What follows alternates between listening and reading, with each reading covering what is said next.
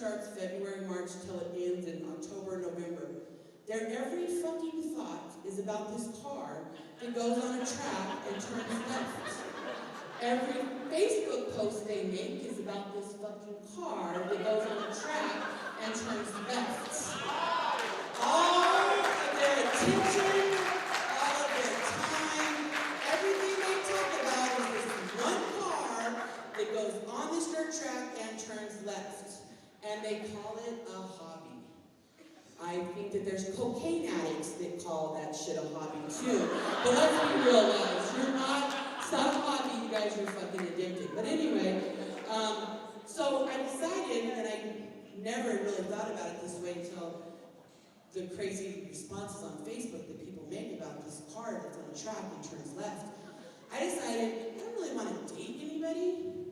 I don't really want to be in a relationship with anybody. Like, I'm cool being single, but I definitely want to be somebody's fucking hobby. Like, you just throw fucking money at your hobby. All you think about and talk about is your fucking hobby. Like, the only thing that's important is your hobby. And guess what your hobby gets to do? It only has to show up 2 times a week. I'm down, we only gotta hang out. And for the rest of the time, all you can do is can't wait until my hobby starts up again. That's the most ridiculous shit ever. But I want to be one. That hasn't quite worked out for me yet. I can't find anybody that wants me to be their hobby. So I haven't deleted any of my online dating profiles.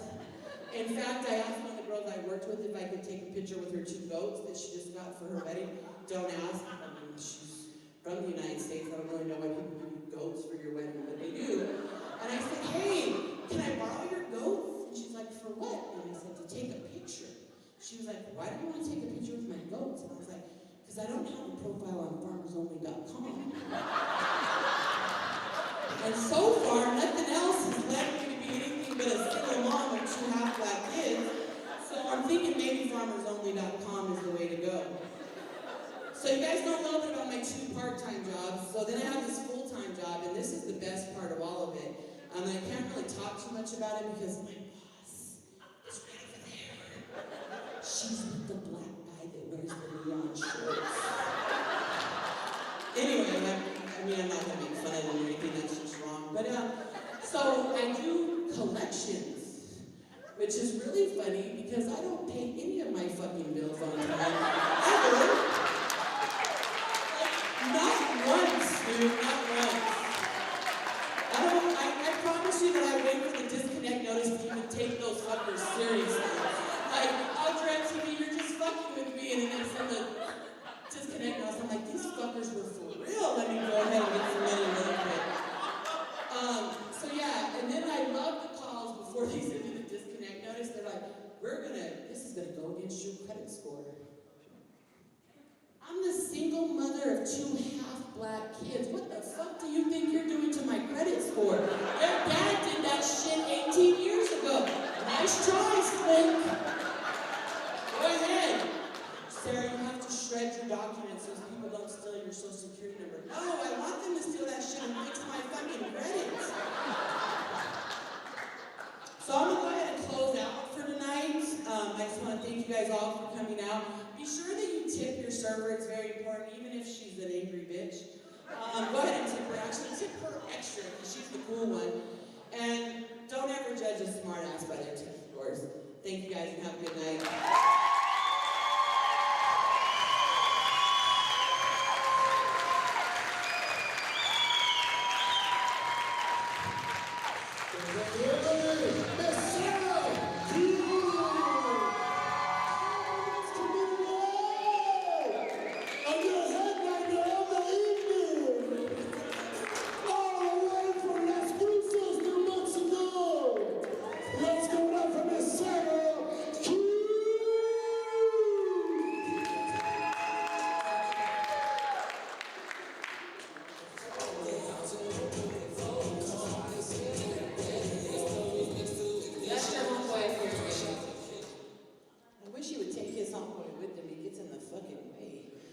Good evening, everybody. I hope you guys are having a good night. I'd like to hear you guys make a little bit of noise, just a little bit. You'll tell Jerry that's for him because he gets really excited cheer for him. I'm going to go ahead and introduce myself, give you guys a little bit of background information. My name is Sarah Q. Earlier, Jerry called me Susie Q, and I whipped his ass in the parking lot. He hasn't done that since. But all my friends just call me Q. I really prefer that. I don't like anything else. Half the time, I don't remember that my name is Sarah because it's kind of like a really wholesome name. So I hear Sarah, and I'm like, who the fuck are they talking to? Oh, that's me. Yeah, but just call me Q. It makes it a lot simpler for everybody. Give you guys a little bit of background. I am a single mom. I have 2 teenage daughters. One is 18 and one is 15. And I'm fucking crazy. And I don't mean that jokingly. I'm really fucking crazy. Apparently my parents thought it was a good idea to have sex whenever they did and have a child born in June, which makes me a Gemini, in case you guys didn't know that. Yeah, there's like 2 other crazy bitches back there. Welcome to the club. Wake up. If you guys don't know anything about astrology or the astrological sign, the Gemini is represented by the twin, which means that I have 2 fucking personalities in one. Some people have a good one and a bad one, which is cool. Good high five for you guys. I have a really sensitive one and a really gangster one. So that means like I'm on my couch crying at the fucking Fox and the Hound, and then 30 minutes later I'm stomping some bitch's ass at the club. It just happens like that. I mean, and I don't mean for it to happen that way. So add on to my Gemini craziness that back in the 90s, and I'm sure you guys remember the 90s, at least like some of you. You guys probably don't remember the 90s. You were like 1 then, right? Yeah. But the 90s was a time of really big hair and spiral perms. That was the greatest. Yeah, there you go. Look, see, they know back there the Geminis stick together. But in the 90s, I was started on this journey, and we'll call it therapy. So I had a therapist, and my therapist was pretty cool. And he said, Sarah, you're manic depressant. And I was like, wow, this fucking sounds great. Sounds like a fun but kind of scary ride at Disneyland. You know, like you go up, up, up, up, up, and then you come down, down, down, down, down. And then you go back up, up, up, up, up, and they hold you there for a little bit, and then you come down, down, down, down, down. My friend Tanya and a couple other of my friends would say, you know, in like 2000, they started calling manic depressants bipolar. And that's fine. Like, you guys can be bipolar, that's cool. I prefer that my mental health issues sound like a Disneyland ride. You guys can be bipolar if you want to. I'm gonna stick to being manic depressant. I'm not 40, and I really feel like I have to tell you guys that, because I work with some girl and she's like, so does that mean you're like 42? Like, no, bitch, that means I'm not quite yet 40. But apparently, and this is kind of a funny story, and I'm not going to name any names because I'll tell you why in a little bit. But I'm not yet 40, so I'm not quite there yet. But I have a really gorgeous, beautiful friend, and I will make her stand up, but she is here, so you guys can look around and see if you can find her anywhere.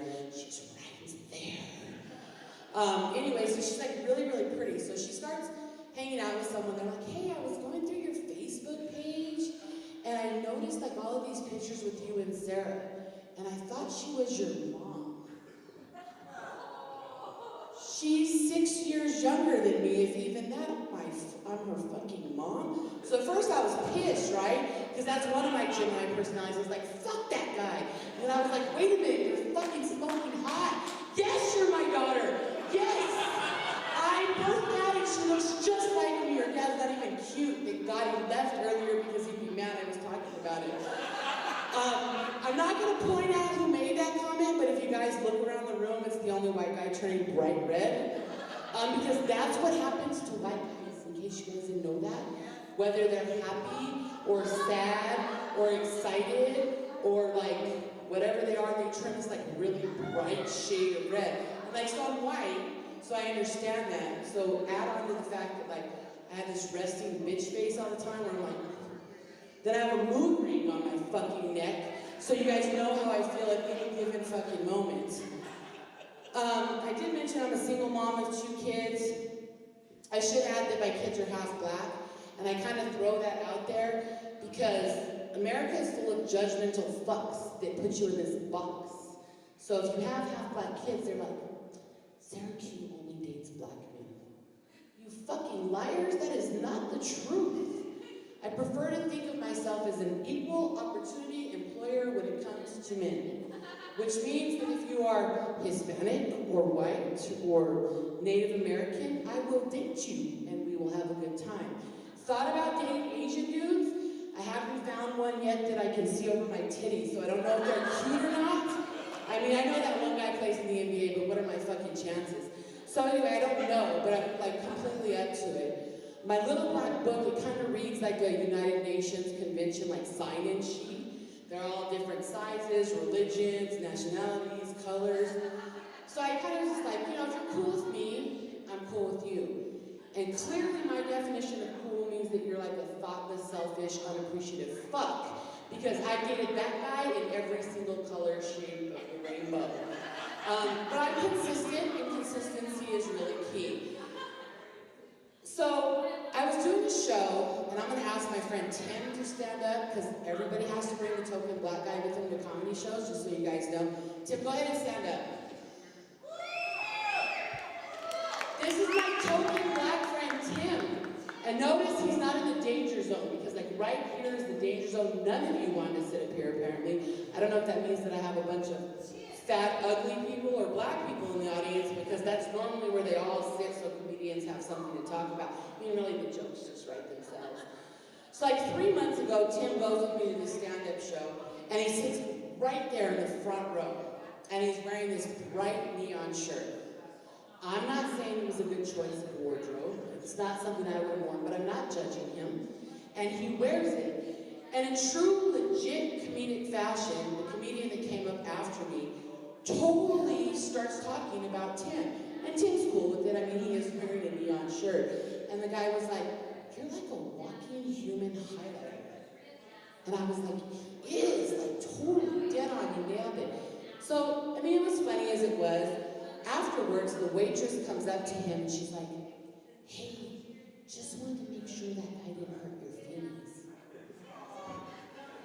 He's a black man in 2015. You think being called a human highlighter is the worst fucking thing that anyone's ever said to him?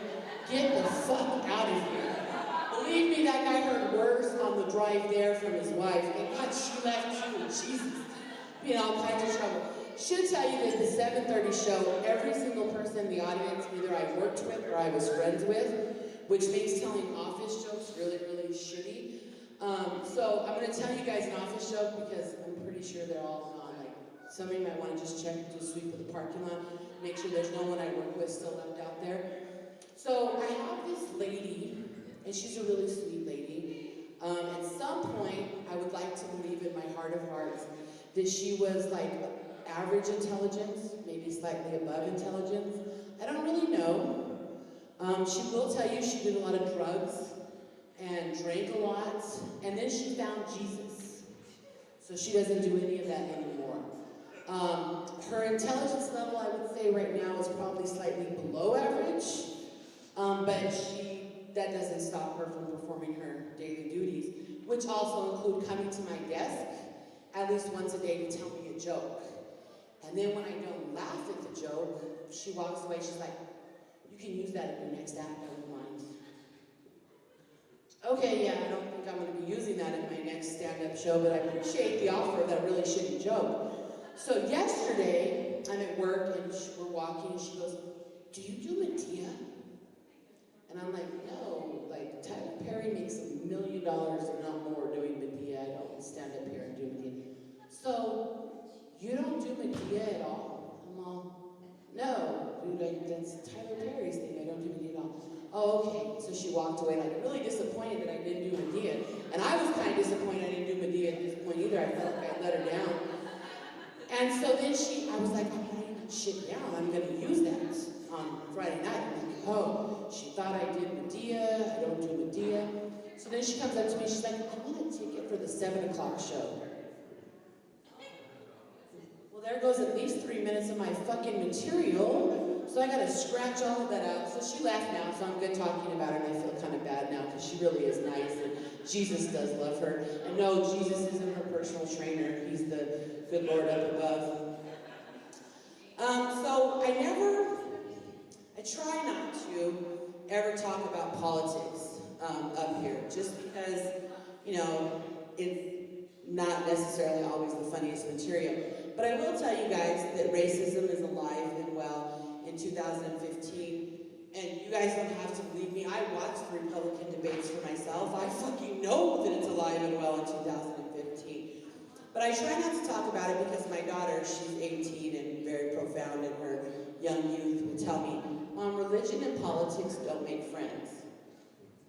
She's also a Dallas Cowboys fan, so that's pretty much the smartest thing she's ever fucking said in her entire life. So I don't ever talk about politics, I try to stay out of that realm. But I do take issue with certain political issues. One being standardized testing in this country. I don't know if any of you guys are teachers, I don't know if you guys have ever taken standardized tests, but I'm gonna tell you why I'm completely against standardized testing in this country. Because I kick standardized testing's ass. And I don't mean like a little bit of an ass kicking. I mean like I was like 99 percentile in elementary school. Same thing in middle school, honors classes in high school. I got a 33 out of 36 on my ACT, which is pretty impressive, right? Except for nothing about that fucking test would ever tell you the horrible, horrible personal decisions that I would make as an adult. Like nothing at all. So I looked like a genius on paper, but I was really, really, really fucking stupid. So inevitably after every show, there's a really nice person, and it might be my friends right there at the table, because I only have like 3 of them. It'll come up to you and I'll be like,